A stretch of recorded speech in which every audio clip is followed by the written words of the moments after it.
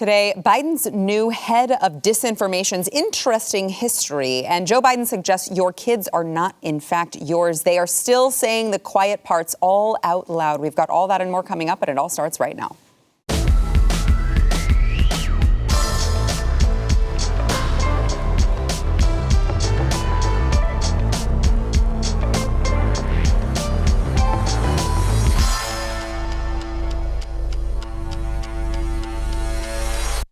Welcome to the news and why it matters. I am Sarah Gonzalez, today joined by Stu Burguiere, host of Stu Does America, which you can find right here on BlazeTV.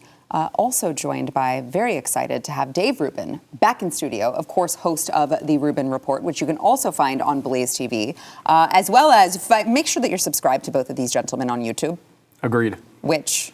Also agreed. We were just talking about YouTube. You must subscribe. Yes. You must tap the button. So let me get to, I want to talk about this whole disinformation board, governance board, and I want to talk about that. But let me talk for a second about Twitter, because, look, Dave, I'm sure that this is something that you've been on. You've been touring, but at least been paying attention to it. I did notice, I mean, I'm just going to say I'm fangirling a little bit because Elon Musk did tweet you back. Was it yesterday? Oh, I thought you meant fangirling because I'm here in studio. But well, you mean because Elon Musk tweeted at me. I'm honored. Yes. Well, this whole thing, I mean, first off, the fact that the world's richest man tries to buy this company that is not making any money, that is basically valued at the same thing that it was valued at in 2013 when it went public. It only went up in the last few months because he started talking about it.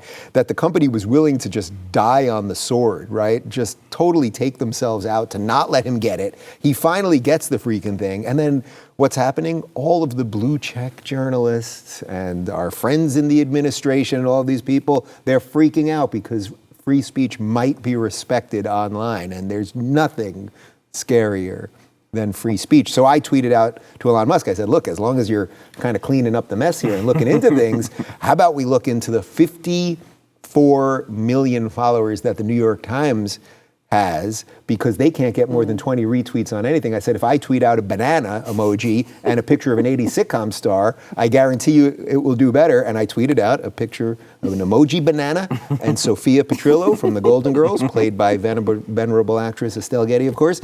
And it got something like 50,000 retweets. So I've pretty much done everything I can do on the platform at this point. Well, I mean, look, it is very curious that it's not just random people on Twitter. It's not just blue check marks. It's people like Adam Schiff, who just came out the other day and said that he's very, very concerned that this is going to hurt their goal to stop disinformation from happening. So here's Adam Schiff's tweet, which I always find so funny that they're tweeting this out as they're criticizing, but what if we can't stop what people tweet? I'm going to complain about this on my Twitter. Here's my take on the world's richest man buying Twitter. He makes a great car and rocket, but I'm concerned that his personal views will stop the fight against disinformation on social media. The problem on Twitter hasn't been too much content moderation. It's too much hate.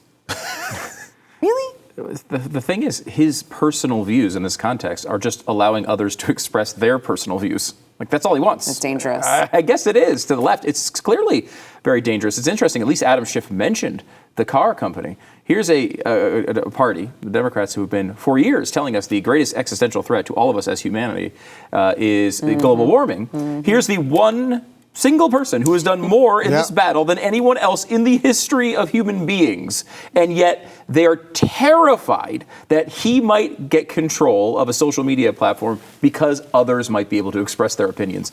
What the real existential threat to the Democrats is of course, people actually having their own ideas and not being controlled by them. That's the threat. That's the thing they're really worried about. They don't care about global warming. They care about controlling what we say and who we say it to. And they've shown this over and over and over again, going all the way back to this board we're going to talk about. I mean, this is a terrifying development.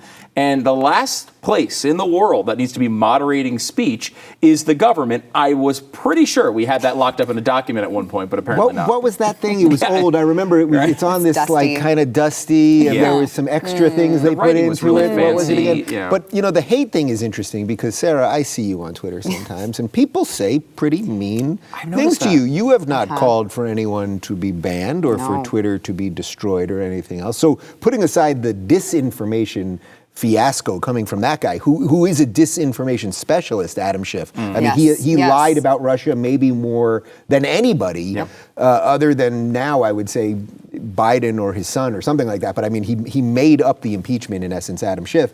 And now he's making this about hate, but it's like they don't really mean that, because when we all get hate, they're okay with that. And by the way, I'm okay with us getting hate. I'm not okay with us getting death threats, which is against the law. Exactly. But people are allowed to say mean things to us, and you often retweet them and say some mean things back to them. I do. They seem to block you afterward, which is strange. I don't know. I guess it was something I said. I don't know. I just, especially when they send me the messages. Yeah. And then I post the messages, which they should have no reasonable expectation of remaining private. I mean, when you're telling me that you want me to go kill myself and all of these other things, I'm not sure that a stranger would expect me to keep that private. And then I had one guy who sent me another message the next day after he had gotten, I'm sure, a lot of, a taste of his own medicine thrown his way.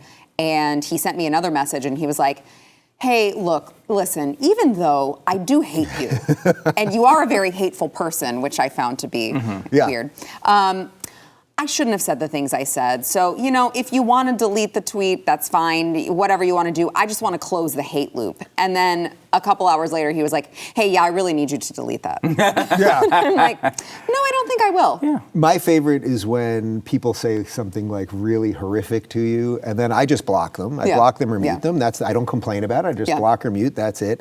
And then I'll get an email from them pleading their case. They just lost their mind. They're not that hateful. They told me to, drink acid and die a very slow death in the pit of Sarlacc or something.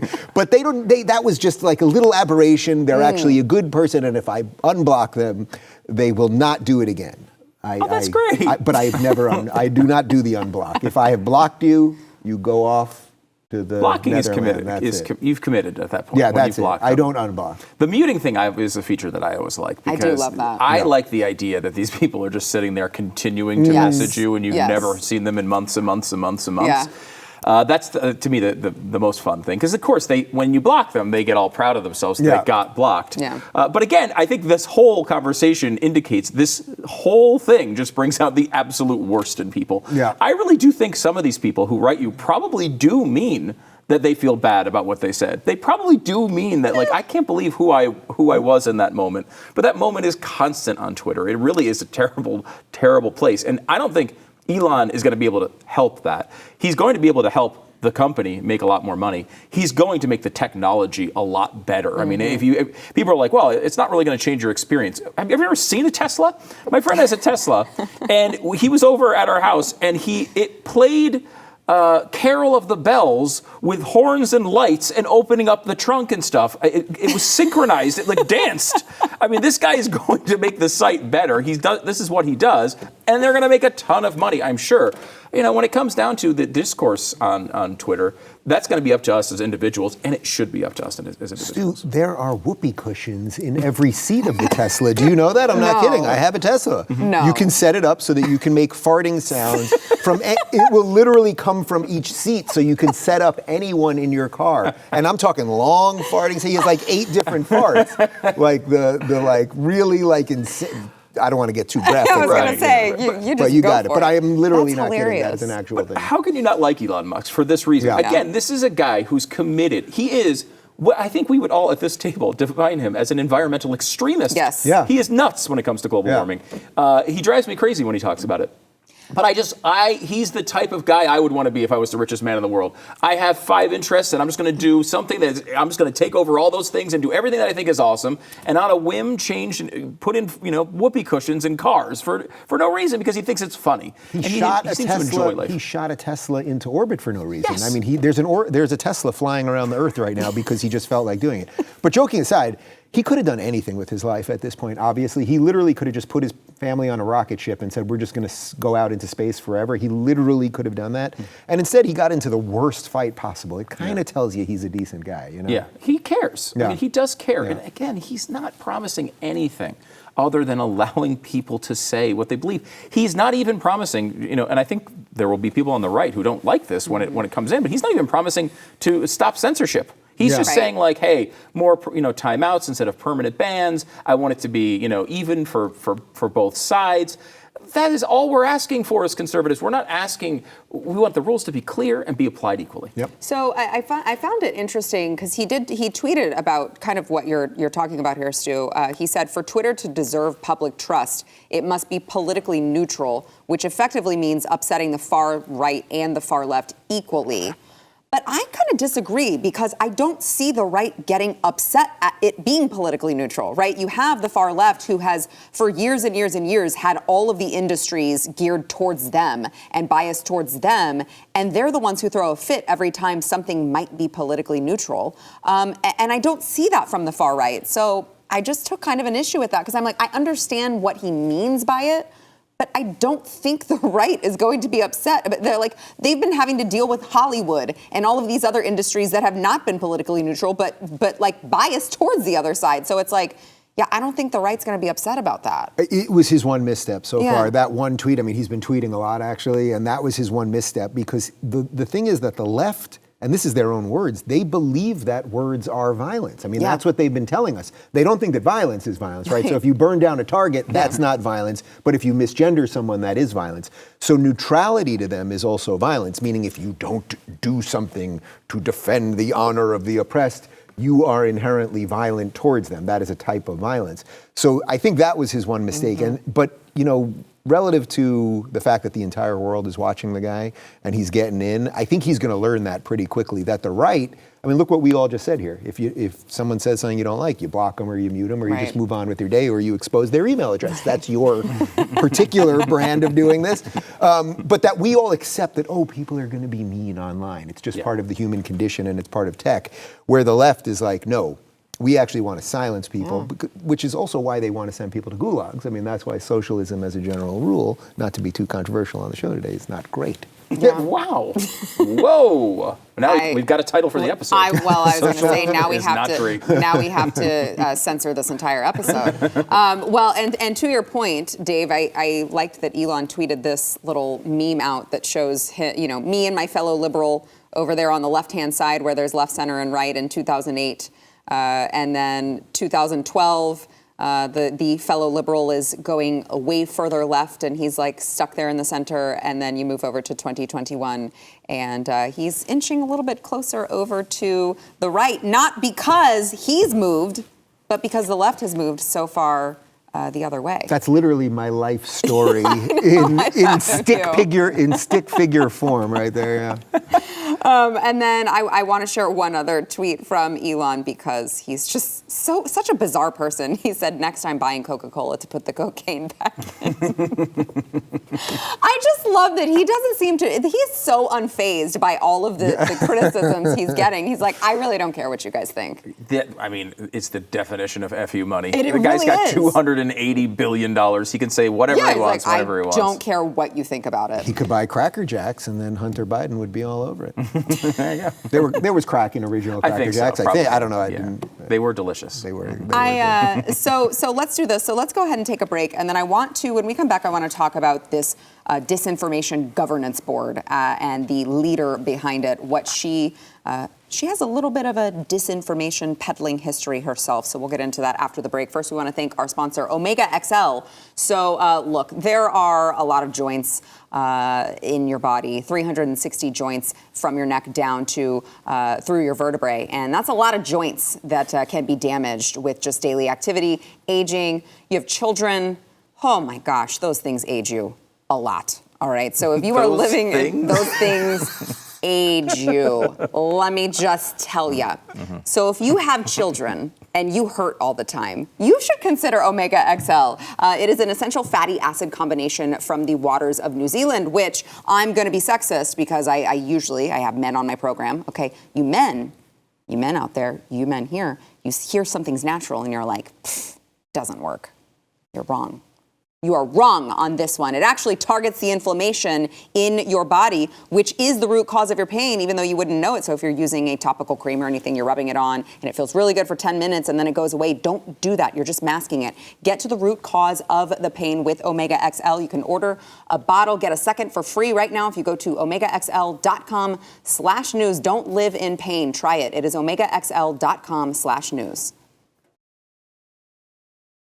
As we talked about yesterday on the program, the Department of Homeland Security is set to create a new disinformation governance board because, as you guys just discussed in the previous segment, you cannot let people just go out and say what they feel, say different, like perhaps facts, different news stories. That's far too dangerous. You've got to clamp that down, especially with this particular regime that happens to be leading the country right now. They appointed Nina Jankowicz. Am I saying this correctly? I don't really know. That seemed right. Okay, Jankowicz as executive director of the board. The only problem is, peculiarly enough, this person, I'm sure you guys will be shocked to hear, has actually come out against free speech in the past, but also has herself peddled disinformation about Hunter Biden's laptop, the Trump dossier, and even said that, you know what, in 2020, you may need to be careful. You may see Trump supporters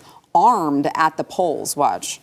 I think there's a general concern about Trump supporters potentially showing up armed to the polls, and these sorts of voter suppression, voter intimidation, that's illegal everywhere. Of course, there are, rules for partisan observers to be in the polling station, but in 40 states, you need special accreditation to do that. And I think there's just, again, a widespread fear that, groups of irregular supporters are going to show up at the polls to intimidate people and quote unquote watch. And that's very disturbing. Really? Interesting. So also constantly referred to the Christopher Steele dossier, as I mentioned before, that had was completely discredited, and also referred to the Hunter Biden laptop as a Trump campaign product. It said under her CNN Chiron, studies disinformation, but it should have said spreads disinformation. She literally made something up that had not happened and then commented on it on CNN, which is a disinformation network. I mean, these people, we are up against some of the worst people of all time. These people, they accuse us of all of the things that they're doing themselves. I think what's nice that's happening right now is it's being exposed in real time. I mean, the fact that this disinformation, what are we calling it? What do they call it? Governance board. Yeah. First off, remember that? What was that old document you mentioned in the previous segment? That thing with the dust on it? Started with a C. Something about the that thing. I thought it had something to do with the government not being able to trample on people's ability to speak freely. So I don't see how the government could institute a board to stop disinformation, because believe it or not, one person's disinformation is another person's truth, and we all have different feelings on things. And yes, these are the same people who lied to us about Trump verifying people on both sides, who lied to us about virtually everything related to COVID, who lied to us about Jussie Smollett, who lied to us about, give me something else here, about the Covington kids, who lied to us about Kyle Rittenhouse. I mean, the list goes on and on about the things that they lie about. Wuhan lab leak, et cetera, that then 2 years later we find out is true. So they're going to be doing an awful lot of cancellation of themselves, I suppose. Yeah, I won't hold my breath for that to happen. Yeah.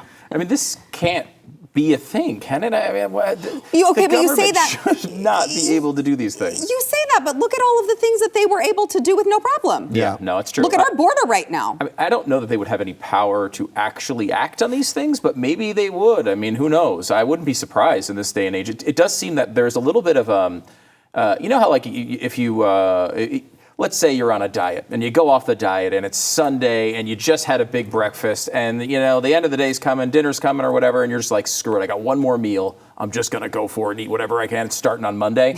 Like, these guys know they're losing this election. I mean, unless something really dramatic changes or the Republicans screw it up, which I would not put past them, but still, they know this is the last time they have control for a while. The Senate in 2024 the map in 2022 sort of leans towards Democrats. It's actually a favorable map for Democrats, which will keep them. They at least have a chance to control the Senate after this. But 2024, it swings back. The open seats are going to favor Republicans. They're in big trouble in 2024. They might not have control of this for a long time in the future. And so there's like this weird thing going on where Obama had a lot of control. He had 60 senators at the beginning. And they reached for much, much less than what Biden is reaching for here with 50 senators on the button. He has absolutely no mandate. He's got a 36% approval rating, and he's reaching for 10 times as much as anybody we've seen in a long time. And this is a scary period because I think they are realizing, look, we are in real trouble. We're not going to get anything through Congress. We're going to be out of power for a long time. We better just grab everything we can right now before this is out of our control. And, you know, the one place they're going to have control here for the next couple of years is still the executive branch, and they'll try everything. They'll try to get it passed through the courts, and whatever sticks, sticks. And I think that's their philosophy right now, which puts all of us in a very dangerous position. You know, we're talking about this seems to be their priority right now, combating misinformation and disinformation. Meanwhile, the U.S. economy shrank at 1.4% annual rate in quarter one. Now, a lot of analysts, I guess, on CNN are like, this was very unexpected, but it really shouldn't have been if you were paying attention to the way things were going. And, you know, it's interesting because just yesterday, Joe Biden tweeted out that since he had taken office, you know, he keeps trying to talk about all of these jobs that he's created. We've created 7.9 million jobs. Unemployment has dropped to 3.6%. It's historic. It's funny how that happens when you close everyone's businesses and don't allow them to work and then finally reopen things back up. It's interesting how those numbers change. He said our economy has gone from being on the mend to being on the move. No, it doesn't appear that way, Dave. But don't worry about that. Let's combat misinformation instead. I don't want to be considered an agent of disinformation, but I am fairly certain that Joe Biden is not the one tweeting for Joe Biden. Really? Yeah, I don't want to get thrown right into Gulag 76A, although I'm sure I would have good company. I mean, I don't believe anything that comes out of this administration, and not only do I not believe anything, but these are the very same people, I'm sure you guys remember this, what was it, about a year ago, where Jen Psaki, the White House spokeswoman, said that the administration flags posts for Facebook. So when you say, how can this happen, meaning can the government trample on the Constitution like this? Well, they can until we stop them, right? They can until somebody says, no, you can't do this. And if our whole system is so calcified and broken, then they'll just keep moving on it. I mean, if the government calls a tech company and says, oh, don't let people say this or censor this, and then that tech company does it, that is violation of the First Amendment, right? They're skirting it through the tech company. So that's why the Elon thing that we talked about in the previous segment is so interesting, because I think a lot of this stuff is going to be unearthed. And that's why they're freaking out right now. It's not a coincidence that this story comes only a day after basically Elon Musk buys Twitter. Suddenly all the conservatives are rising, as you said, and the lefties are losing followers. And all of this new information is going to come out on how they've manipulated us. So what do? Well, we better have some sort of board of disinformation specialists. We can't have these people saying what they think. Yeah, well, I mean, thank God that they have prioritized the important things, because I know we need the government to tell us what we can and can't think rather than do something about the gas prices or all of the illegal immigrants flooding in or skyrocketing grocery prices. I digress. Let's go ahead and let's take a quick break. We'll be back. First, we want to thank our sponsor, Home Title Lock. So you may be thinking to yourself, home title theft could not possibly be a thing. Could some cybercriminal really forge your name off the title of your home and then refile and take over as the new owner? Well, it turns out, yes, actually, that can happen. And believe it or not, you may be thinking, well, I have homeowners insurance or my banking program or something might protect me. No, those programs actually don't protect you from this type of identity theft. And the problem is that all of our titles to our homes are kept online, where all of these cyber thieves can go on and find it. Everything is online these days. They have access to all of it. The FBI calls this one of the fastest growing crimes. And the problem is that if you don't find out before it's too late, everything is gone. Your whole retirement nest egg, everything can be gone just like that. Do not let it happen to you. You can go to HomeTitleLock.com, register your address to see if you are already a victim. That is where Home Title Lock can help you manage the crisis. You can go to HomeTitleLock.com. I mentioned earlier before the break that we have a shrinking economy. We have everything, prices of everything are skyrocketing. The administration does not seem to care one bit, focusing on eliminating freedom of speech in this country, but also they are pushing, as Americans are suffering, they're pushing for $33 billion more. It's not in total. This is just more in addition to the money previously spent to help Ukraine. This is, of course, marking a significant increase compared to past packages. So they say that the $33 billion will go towards security, economic, and humanitarian aid. And Joe Biden declared that this bill would be necessary to support Ukraine in this fight for freedom.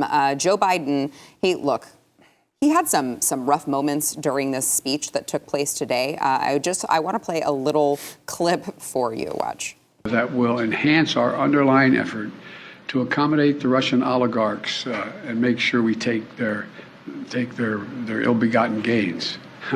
We're going to accommodate them. We're going to seize their yachts, their luxury homes, and other ill-begotten gains of Putin's kleptocracy. Kleptocracy and the guys who are the kleptocracies. But these are bad guys. Wow. It's so awkward to watch.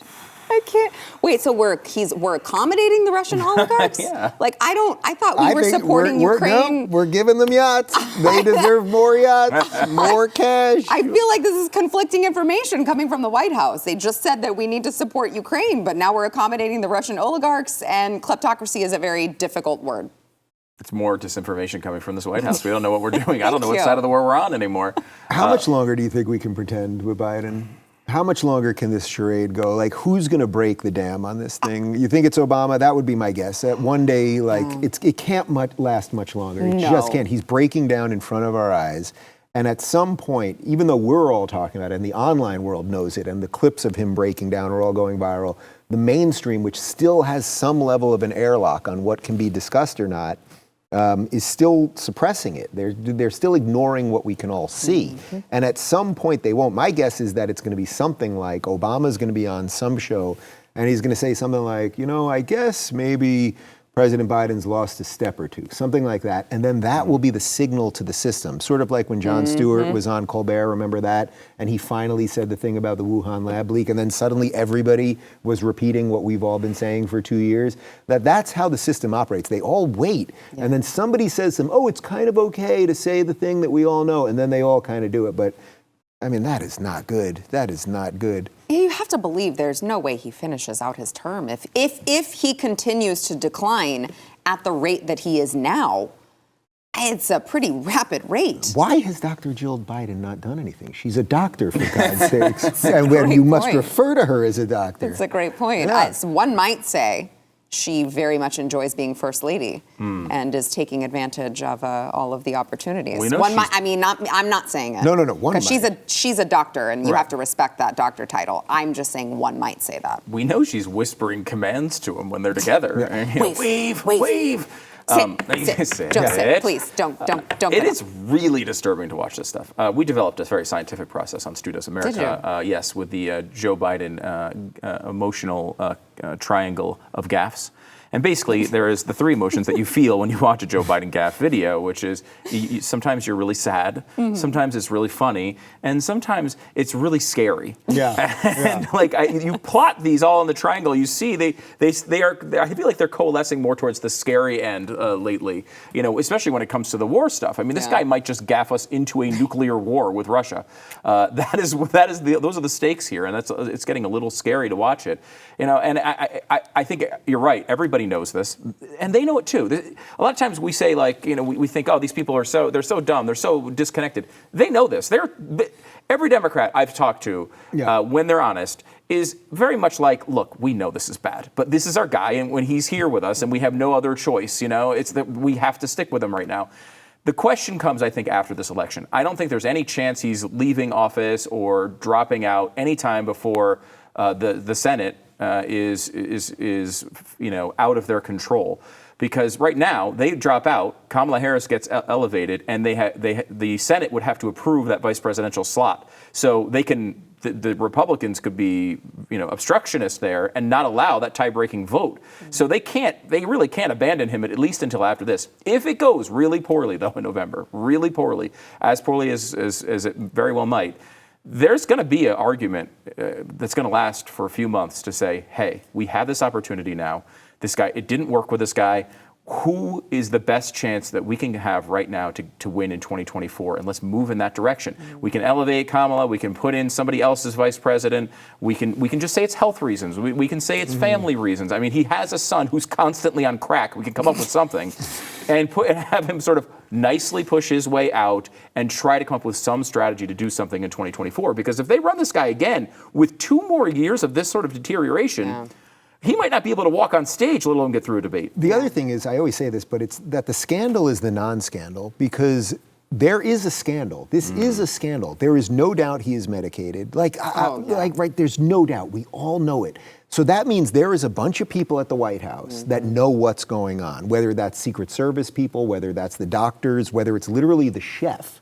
But there are people who know more than we know here, but we know something.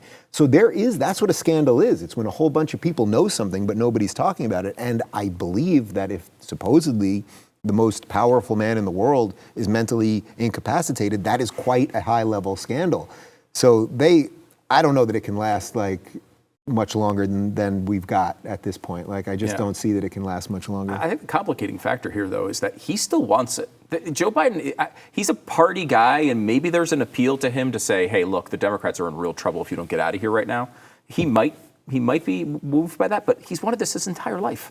And he is not ready to tell the American people he can't do this job. He keeps going out here and attempting to do it and embarrassing himself over and over and over again. You have to believe he's pushing through advisors who don't want him to ask these questions. I mean, the freaking Easter Bunny was pulling him away from people, right? But he keeps going to them. He thinks he's 1988 Joe Biden, who's just a much more, on-the-ball plagiarist.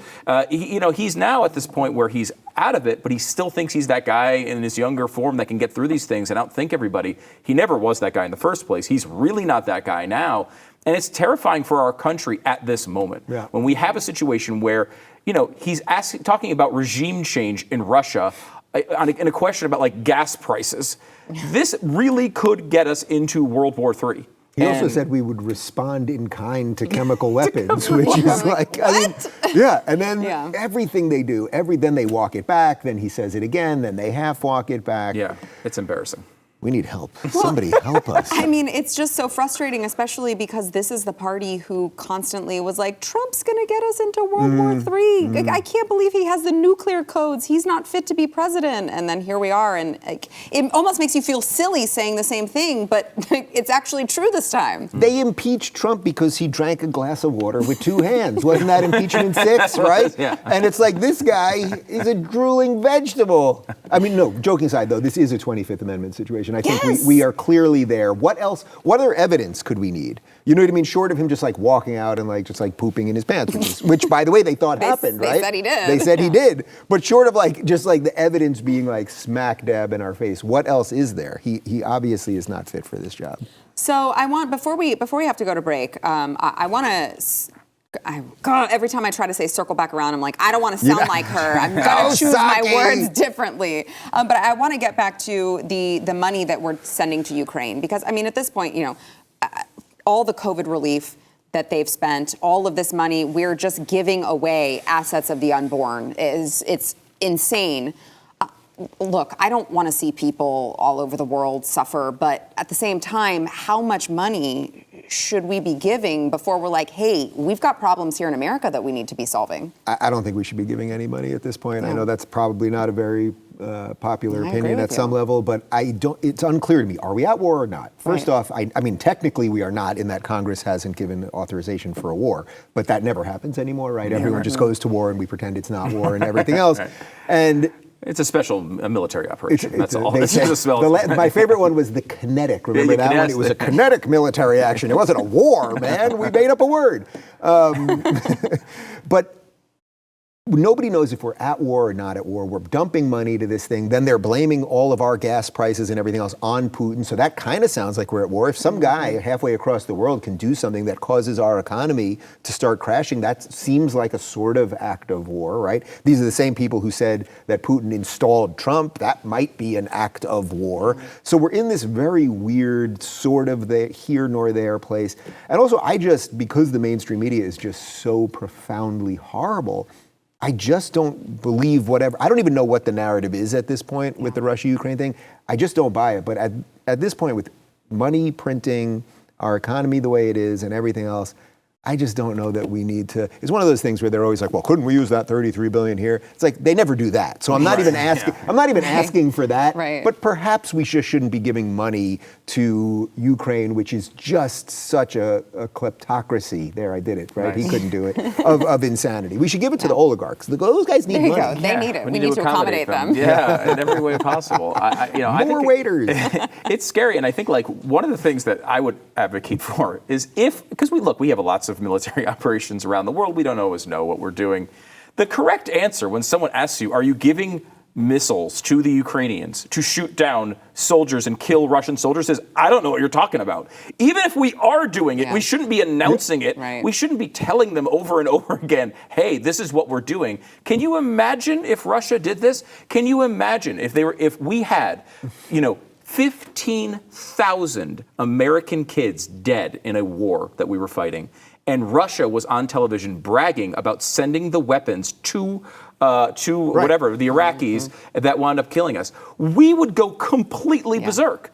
And for whatever reason, Biden seems to want to connect on this, and it is one thing that people generally agree that Russia was the aggressors here, and we want to push back on it, and I think the American people generally feel like we're on the right side of that with Ukraine, and I think he sees it as a political win, so he keeps talking about it constantly. If we're doing it, the last thing we should do is try to escalate this. There are explosions going off within the Russian borders from drones from NATO countries.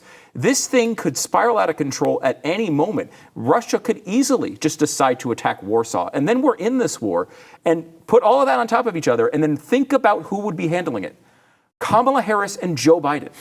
We are this is as close as we're going to get to civilizational collapse. And I don't like it at all. Wow. Again, I'm negative. Just like you on socialism, I'm negative on this. Yeah, I mean, he does not like out of control war. That was your daily dose of optimism from Stu Bergier. Let's go ahead and take a quick break. When we come back, let's talk about Joe Biden. You may have thought that I already played the part where Joe Biden said the quiet parts out loud. No. That's actually coming up next. We'll be right back. Help to be so optimistic. I do hope it's true. As if what you saw from Joe Biden wasn't horrifying enough, he was hosting the 2022 National and State Teachers of the Year over at the White House, giving them a big round of applause for all the great work that they have done indoctrinating our children, and made quite an interesting remark. Watch. You've heard me say it many times about our children, but it's true. They're all our children. And the reason you're the Teachers of the Year is because you recognize that. They're not somebody else's children. They're like yours when they're in the classroom. Wait, they're not somebody else's children? Okay, look, I know we are living in a world where people don't understand basic biology, but I'm pretty sure Joe Biden did not birth my babies. I think that was me. I think. What we just saw there was Joe Biden officially morphing into the old child molester on Family Guy. Like he actually, no, I don't own your children, believe it or not. Joe Biden does not own your children. You do not own her children, and she does not own your children. It's so nonsensical, and he's so out of control. And you got to wonder, it's like, to go back to the last segment, do they have some sense that he's going to say something like that? Or does he do that off the cuff? Where is he looking? When is he reading off the prompter? Like, the whole thing is so confusing. But do they really believe that? And would they want him to say it? Yeah. Knowing that what won Glenn Youngkin the election, which I think is one of the things that might save America, like with some of the pushback on this, was that Glenn Youngkin basically was saying, no, they are your children, meaning you, the parents. So, Dave, you have a new book out. Yeah. Don't burn this country. Pretty spectacular, by the way. If you do say so yourself. Do you address this kind of thing? I have a feeling that you I do. I do. haven't finished reading it, but I have a feeling that you do, because this is such a huge issue in our country right now. Well, basically, the way I address it is it's two things. It's one, these guys are not going to stop, and we have to accept that. They are never going to stop. They are going to keep moving on the children, whether it's the gender stuff or the racism stuff or that math isn't math anymore and everything else.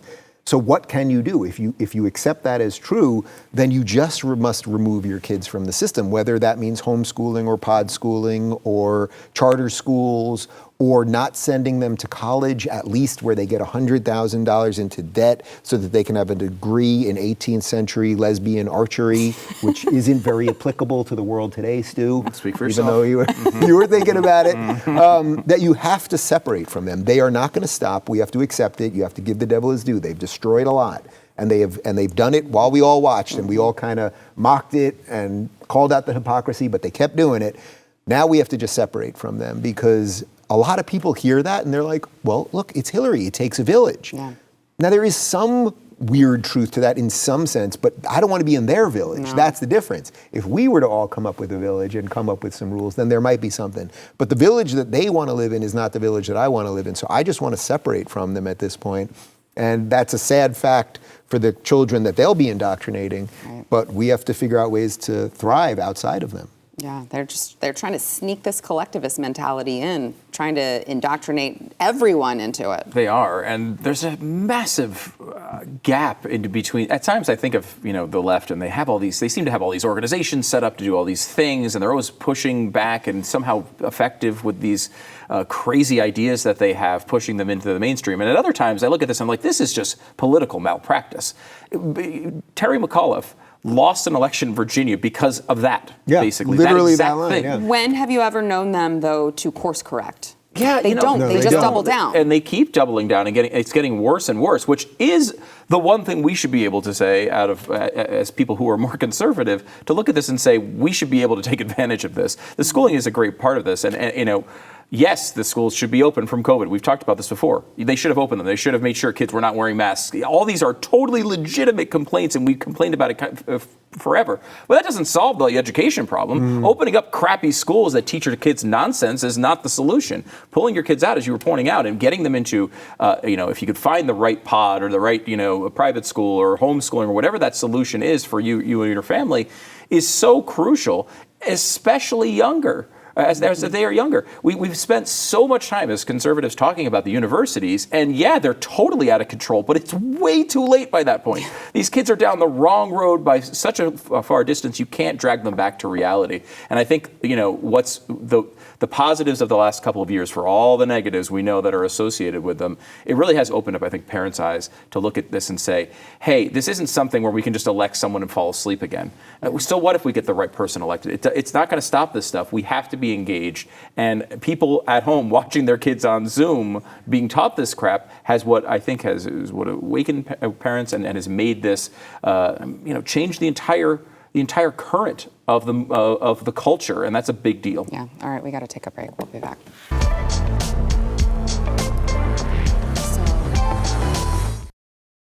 Dave, I know that you've been on a book tour. You were just here in Dallas. It was awesome. By the way, I highly encourage everyone to go because you've got a second leg coming up.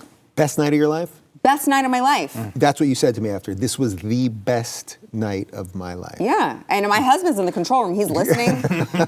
It's fine. He agrees. He agreed. Yes, I have a little break right now, and then I start up again first week of May, and we're going to Brea and Oxnard and Denver and Phoenix and a whole bunch of other places, and people can get tickets at daverubin.com/events, and people like Larry Elder and Dennis Prager and a bunch of other guys join me on tour.